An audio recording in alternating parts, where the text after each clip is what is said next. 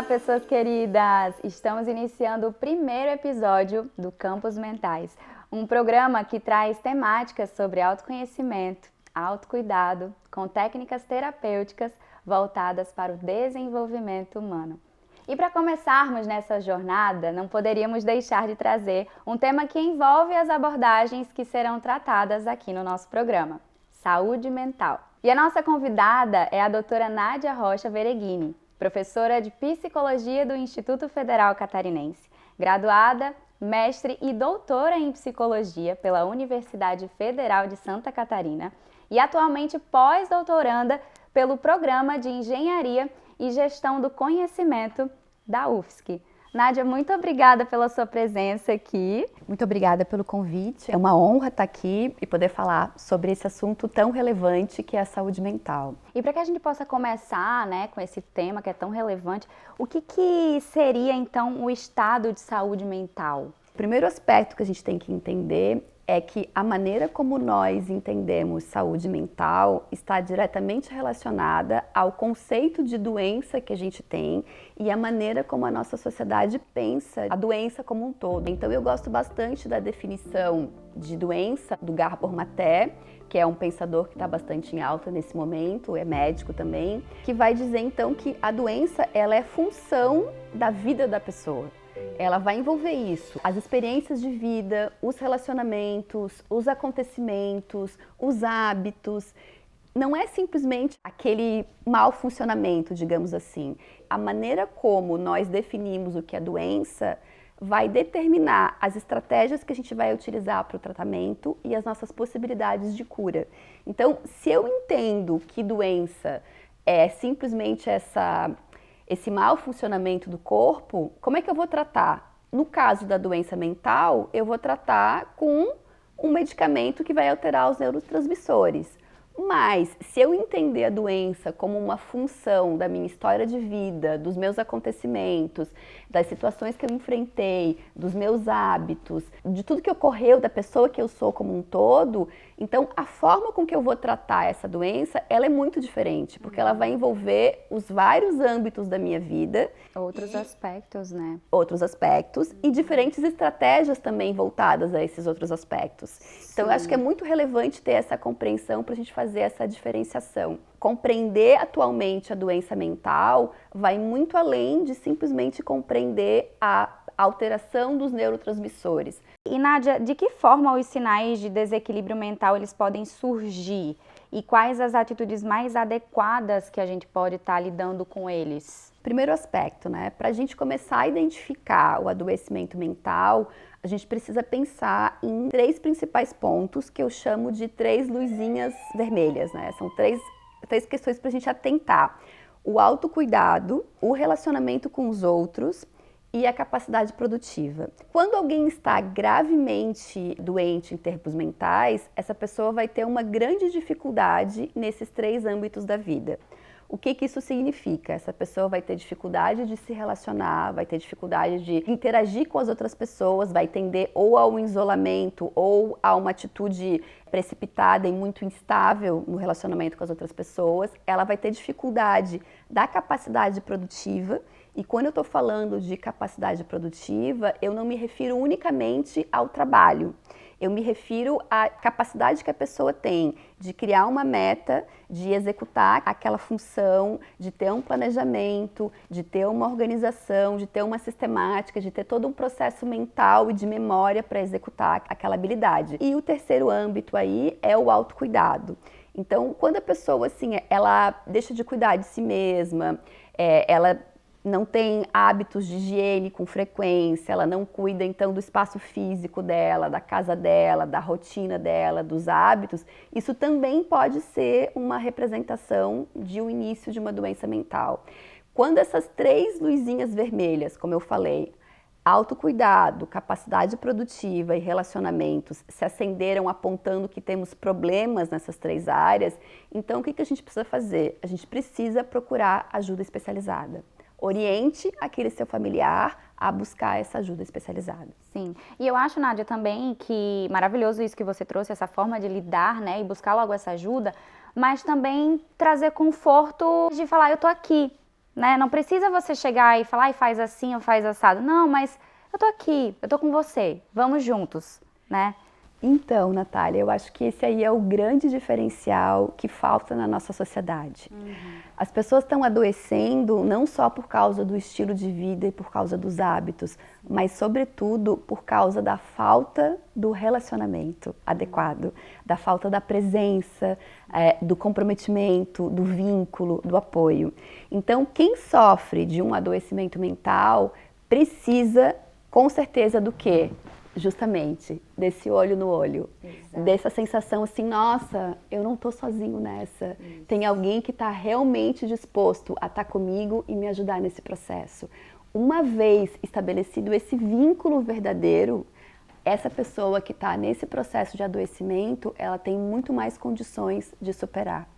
Inclusive, nós temos uma série de estudos mostrando que as pessoas que estão num sofrimento psicológico grande, elas tendem o quê? A um isolamento. E quanto mais isoladas essas pessoas estiverem, maior se torna o sofrimento delas, porque é muito difícil estabelecer esse contato verdadeiro, esse contato genuíno, esse contato apoiador de fato. Sim. Qual é essa importância desse relacionamento também dentro da saúde mental? Vamos lá, então o tema do relacionamento é um tema que por si só valeria um episódio inteiro. Com certeza. Porque ele é extremamente complexo, tá? Sim. E eu acho que ele tá no centro da questão. Sim. O primeiro aspecto importante de entender é que nós, seres humanos, nós temos uma biologia que nos predispõe ao relacionamento humano. E nós precisamos do relacionamento humano não só para sobreviver, não só para nos alimentarmos e executarmos as nossas tarefas básicas da vida. Nós precisamos do relacionamento humano para nos desenvolvermos. O que eu quero dizer com isso? Um bebê que não é atendido nas suas necessidades emocionais básicas, que não recebe o olho no olho, que não recebe o contato físico apropriado, que de alguma maneira não é acalentado, não é envolvido nesse afeto, esse bebezinho ele vai ter o desenvolvimento dele em termos de raciocínio, em termos de emoção, em termos de habilidades físicas, em termos de cognição, de formação de pensamento, ele vai ter o desenvolvimento dele comprometido. Olha só. Porque nós não nos tornamos humanos simplesmente porque temos uma genética e uma biologia para isso. Nós precisamos das relações sociais, do contato com o outro, dessa interação, para que essa interação ative a nossa biologia de desenvolvimento. Para que essa interação de fato nos torne humanos. Sim. Tá? Então, em termos de adoecimento mental, o que acontece? A relação entre adoecimento mental e relacionamento, ela é muito delicada, tá? E muitos fatores estão aí associados, mas como primeiro ponto de partida é entender que geralmente alguém que sofre de algum adoecimento mental tem alguma situação no passado ou no presente delicada em termos de relacionamento.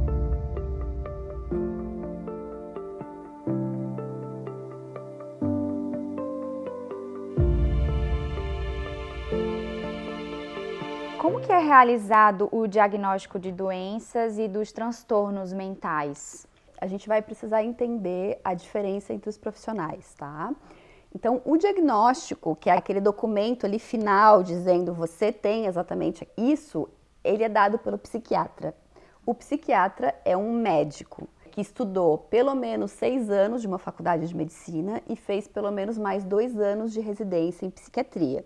Ou seja, ele estudou 8 anos, no mínimo. E muitas vezes esse psiquiatra fez também uma pós-graduação em alguma área da psicologia. Então, às vezes o psiquiatra trabalha, além da intervenção medicamentosa, ele trabalha também com processos terapêuticos. Ele pode fazer isso.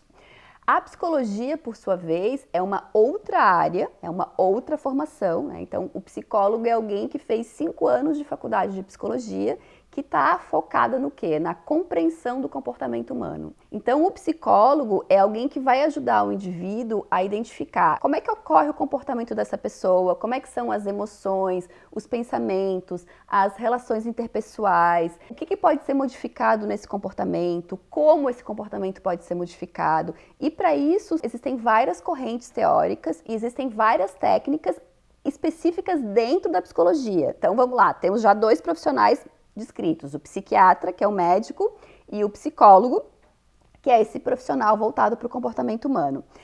A gente tem também o que a gente chama de terapeuta, tá? Então, no Brasil, a gente tem uma série de formações livres, muitas vezes interdisciplinares, que não exige uma graduação específica numa área, que habilita a pessoa a se tornar um terapeuta. Então, esse terapeuta vai ser vinculado também a um conselho responsável por gerenciar essa profissão. E vai fazer o quê? Esse terapeuta ele vai ter domínio sobre uma técnica terapêutica específica e aquela técnica terapêutica ela pode de alguma maneira proporcionar algum benefício, algum bem-estar, às vezes pode inclusive ser uma questão de virada no processo de resgate da saúde daquela pessoa. Mas falando em específico de como o psiquiatra dá esse diagnóstico, tá? Então aqui tem algumas coisas bem relevantes que eu acho que são importantes do público em geral em compreender. Não existe, até o presente momento, nenhum exame clínico, nenhum exame de sangue, tomografia, ressonância magnética, que ateste que a pessoa tem aquela doença mental. Então não tem nada que diga assim, você tem esquizofrenia, você tem déficit de hiperatividade e atenção, você tem depressão. Não existe nenhum exame específico. A maneira como isso é feito é por meio do que a gente chama de uma anamnese, que é uma entrevista em profundidade. Então, o psiquiatra faz o quê? Ele faz uma entrevista em profundidade para a pessoa, né, que está procurando a intervenção dele, e compara os sintomas que a pessoa relata apresentar com a descrição dos sintomas que existem no livrinho básico de doenças mentais, que é o Manual Estatístico de Doenças Mentais, o DSM. A psiquiatria é um campo muito relevante para esse diagnóstico e a gente não pode simplesmente negá-lo ou dizer assim, não, então agora eu não vou mais tomar remédio porque eu não concordo com isso, tá? Em muitos casos, a medicação ela é fundamental para que se chegue no reequilíbrio biológico, para que a pessoa, enfim, possa olhar para a vida dela e, a partir disso, possa modificar o comportamento. Mas também é importante pensar nessas questões. Como é que esse diagnóstico que eu recebi foi produzido? E que critérios foram utilizados para me dar esse diagnóstico? Quem me deu esse diagnóstico? Porque, vejam, é tão tênue a diferença entre um diagnóstico e o outro. Muitos dos sintomas, eles se sobrepõem, eles se misturam. E, inclusive, os diagnósticos também se sobrepõem. É comum também que a pessoa que tenha algum tipo de transtorno, tenham outros. Então, qual que é o conselho importante que eu quero dar, né? Para você que busca um diagnóstico ou para um familiar, caso você tenha um familiar ou um amigo que precisa de um diagnóstico, busque ajuda profissional qualificada, faça uma avaliação cuidadosa, mas também se questione no que se fundamenta esse diagnóstico. Será que é exatamente isso que eu tenho? Como é que eu cheguei nessa situação? O que me levou a ter esse diagnóstico? Então eu preciso pensar também nas implicações desse diagnóstico e desse rótulo. Sim. Qualquer grande processo de mudança que a gente for executar na nossa vida vai envolver a junção de 2 coisas importantes. Em primeiro lugar, a informação, o conhecimento, então teórico, científico, prático, estrutural, sobre aquele assunto específico. Então eu preciso saber, eu acabei de receber o diagnóstico de depressão. Eu preciso saber o que é depressão. Eu não posso simplesmente me fechar em ter recebido esse diagnóstico. Eu preciso entender que sintomas são esses, como é que eles ocorrem, quando eles ocorrem, eles estão afetados por que variáveis na minha vida. Então, o primeiro elemento é o conhecimento técnico específico, né? Que eu preciso ter, eu preciso buscar. O outro elemento fundamental é o autoconhecimento. Se eu não tiver esse processo de me observar, de tentar refletir como é que eu sou, como é que eu me comporto, o que faz sentido para mim, como é que eu desenvolvi esses comportamentos, como é que esses comportamentos me afetam nos resultados que eu quero chegar, nos objetivos que eu tenho para atingir. Se eu não fizer essa reflexão, eu não tenho como fazer mudanças na minha vida. Então, o processo de tomada de decisão, a mudança efetiva, ela vai caminhar justamente quando esses 2 campos se interligam. Quando eu tenho a informação científica, o conhecimento técnico, o conhecimento minimamente que descreve aquela questão, e quando eu busco o meu autoconhecimento. E Nádia, por que que é tão difícil nós estarmos falando sobre saúde mental? Por que que é tão desafiador para a gente ter espaço, principalmente, para falar sobre saúde mental? Falar sobre saúde mental é, de alguma forma, entrar em choque com alguns paradigmas na nossa sociedade. E alguns paradigmas muito bem constituídos e, às vezes, difíceis de serem questionados, tá? O primeiro aspecto que é importante de entender é que, uma vez que a gente compreendeu o processo de adoecimento como uma função de muitas outras variáveis que vão envolver toda a história de vida da pessoa, as experiências que ela teve, os significados que ela deu a essas experiências, as ferramentas, a forma que ela tinha de lidar com aquelas situações, os relacionamentos que ela teve. Quando você identifica que você está tendo um sintoma de uma doença mental, esse sintoma ele é só a ponta do iceberg de algo muito mais profundo que está submerso e que diz respeito a toda a sua história de vida e que desencadeou naquele momento específico aquele sintoma. A doença em si não é simplesmente o sintoma, ela é um quadro amplo e complexo. Então nós não somos indivíduos que temos uma doença. Nós somos indivíduos que, de alguma maneira, processamos informações e nos comportamos em função das coisas que vão nos acontecendo, tá? Então, esse é o primeiro aspecto. O segundo aspecto relevante de entender é que toda a condição de vida, então a condição material, a condição de alimentação, a condição de subsistência, a condição de trabalho, a condição de moradia, a condição de transporte, toda a condição material de vida, ela afeta preponderantemente a saúde mental. Então, pessoas que têm condições mais precárias de vida, que ganham menos, que sofrem desemprego, que de alguma maneira vivem nessa instabilidade de não sabe o que vai acontecer amanhã, não sabe onde vai morar amanhã, essas pessoas elas são mais propensas ao adoecimento mental. Então, falar de saúde mental é também falar de como funciona o nosso sistema na atualidade, dessa ênfase na produtividade, nessa ênfase no consumismo, essa condição de desigualdade social em que a gente vive, tá? Um outro aspecto também muito relevante é que, se a saúde mental envolve os relacionamentos, todas as situações que vão envolver preconceito, discriminação, exclusão, bullying e por aí afora, todas essas condições de exclusão, de alguma maneira diminuir o outro, elas também são promotoras de adoecimento mental. Então, se a gente quer uma sociedade que seja muito mais saudável, a gente precisa olhar para a nossa condição de vida material, a gente precisa olhar para a desigualdade social, a gente precisa olhar para como a gente se relaciona com o outro, como a gente afeta o outro e como esse outro nos afeta, tá? Porque a gente vai precisar diminuir essa discriminação, essa exclusão, essa relação tóxica que de alguma maneira se tornou quase que padronizada na nossa sociedade, tá? Sim. Então, superar o adoecimento mental é algo que precisa ser feito de forma coletiva, não é algo individual, porque o adoecimento mental, ele não foi produzido individualmente. Ele não foi produzido porque você tem um gene defeituoso ou porque você é incapaz de lidar com aquela situação e adoeceu por causa disso. Ele foi produzido nessa relação estabelecido com o outro, nesta sociedade complexa e desigual.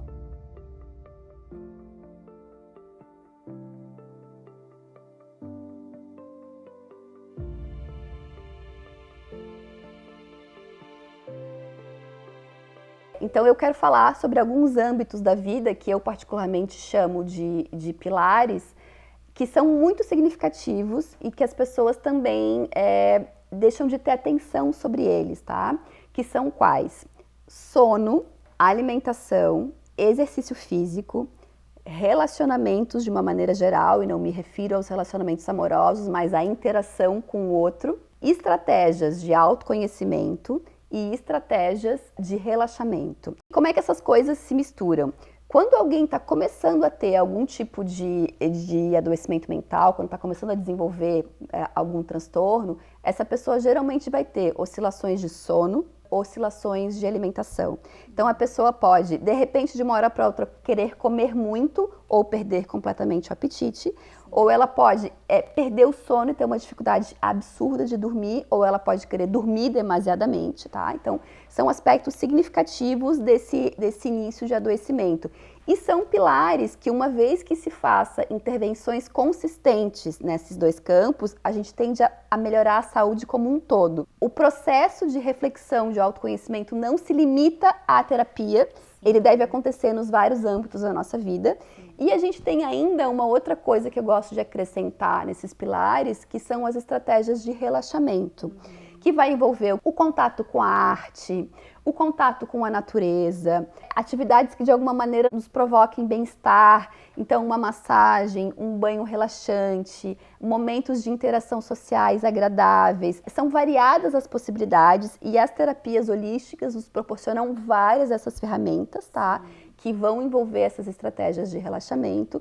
No entanto, tem gente que confunde estratégia de relaxamento com estratégia de autoconhecimento. Então, quando você pergunta assim, você fez ou faz algum tipo de terapia? Sim, a minha terapia é surfar. A minha terapia é mexer na horta. A minha terapia é sair com as minhas amigas.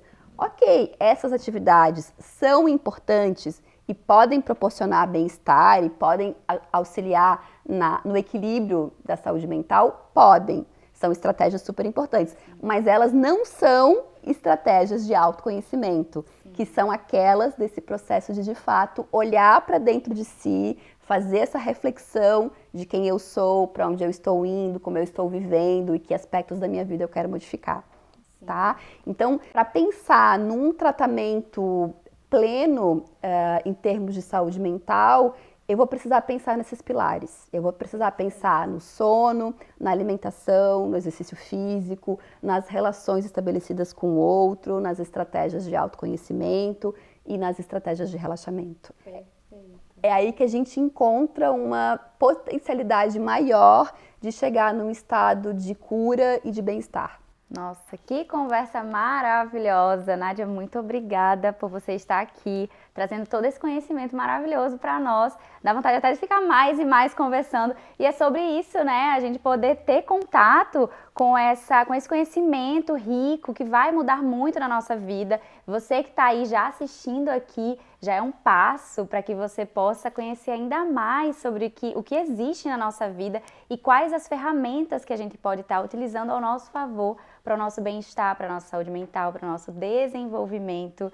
E, Nádia, eu queria pedir também, agradecer a sua presença aqui, ter aceitado o nosso convite, mas falar para as pessoas uma mensagem que esteja no seu coração. O que eu gostaria muito de deixar claro com essa entrevista é, se você sofre de algum adoecimento mental ou se você tem algum familiar ou algum amigo que sofre, entenda uma coisa fundamental que vai ser um divisor de águas na sua vida. Você não é culpado disso. Você não tem um defeito, você não tem uma alteração genética, você não é incapaz, você não é incompetente, você não é maluco. Aconteceram uma série de coisas ao longo da sua vida, você viveu uma série de experiências que de alguma maneira foram preponderantes para constituir, para formar esse adoecimento que você está vivenciando hoje. Esse adoecimento, ele não é simplesmente seu, ele é da sociedade, ele é de todos nós, porque ele foi produzido nessa relação que nós temos com as condições materiais de vida, com as outras pessoas, com toda essa gama de preconceitos, com toda essa gama de modelos rígidos de como ser, de como viver, de como produzir melhor, com toda essa febre por produtividade. Então, esse adoecimento que você tem, ele foi produzido nessa relação, nesse contexto. Tire esse peso das suas costas de achar que você tem um problema, que você que você é errado, que você é estragado. Tire essa ideia. E depois de tirar essa ideia, pense no seguinte aspecto. Ok, tendo um adoecimento, tendo uma situação que me gera sofrimento, o que eu vou fazer para procurar ajuda? O que eu vou fazer para sair dessa situação? O que eu vou fazer para viver melhor? Porque eu tenho o direito de viver melhor. Eu posso chegar num outro lugar que não é esse lugar que eu me encontro hoje. Então, procurar ajuda, procurar profissionais, conversar com pessoas, buscar conhecimento, como a gente já falou na entrevista, e buscar também, que eu acho que é um pouco o que a Natália trouxe nesse finalzinho, o seguinte: aquelas questões mais básicas e mais fundamentais da vida e que a gente desvalorizou ao longo desses anos com essa lógica intensa de produtividade, elas são fundamentais para o nosso bem-estar. Estar com pessoas que amamos, ter uma noite adequada de sono, se alimentar de uma forma equilibrada, estar em contato com ambientes naturais, respirar o ar puro, interagir com outros seres vivos, outros animais, com as árvores. Todas essas estratégias assim simples que cada um de nós pode realizar, elas podem de fato mudar a nossa vida. Quando elas são feitas em frequência, quando elas são feitas com consistência e principalmente quando elas são feitas de maneira integrada. É um pouquinho de cada coisa, é tudo junto. Assim como o adoecimento foi feito todo junto, a cura e a transformação, ela vai ocorrer, né, nesses vários fatores interligados. Também vai acontecer tudo junto. Eu acho que essa é a mensagem que eu gostaria de deixar. Maravilhosa, muito obrigada, Nádia. O simples tem a sua potência e que potência. E eu quero agradecer muito a você que esteve aqui conosco até agora, aproveitando muito desse conteúdo riquíssimo. E para falar também que é só o começo. Então fica com a gente e até a próxima.